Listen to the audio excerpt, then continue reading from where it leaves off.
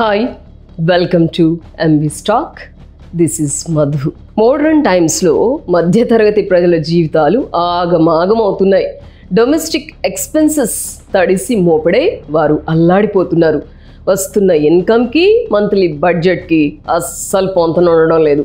Social pressure కారణంగా కొన్ని ఆడంబరాలు అనివార్యమవుతున్నాయి. Food, groceries సహా పర్సనల్ కేర్ వరకు రకరకాల యాప్స్ అవైలబుల్గా ఉంటున్నాయి. కన్జ్యూమర్స్ని ఆకర్షించడానికి గ్లోబల్ మార్కెట్ రూపొందించిన పవర్ఫుల్ మ్యాగ్నెట్స్ అవి. తప్పించుకోలేరు ఎవరు.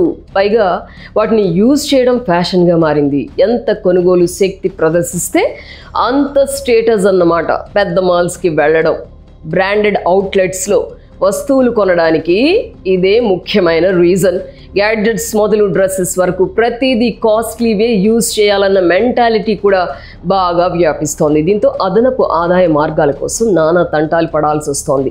ఈ పరుగులో పడి మిడిల్ క్లాస్ పీపుల్స్ మెంటల్ పీస్కి దూరం అయిపోతున్నారు.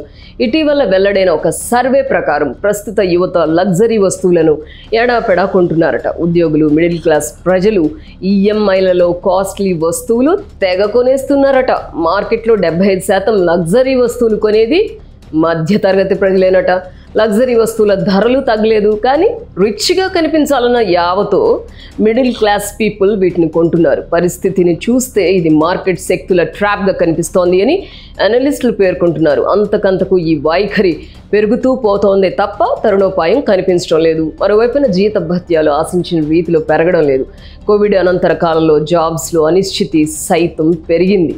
అయినా సరే లగ్జరీ లైఫ్ స్టైల్ మాత్రం నీడలా వెంటాడుతోంది. ఈ ప్రమాదం శృతి మించకముందే ఎవరికి వాళ్ళు కళ్ళు తెరవడం మంచిది. స్తోమతకి మించిన ఎక్స్పెన్సెస్కి పోకపోవడమే మేలు. ఎంత చెట్టుకి అంత గాలి అన్న పెద్దల మాటలో ఇదేనండి అసలు నీతి.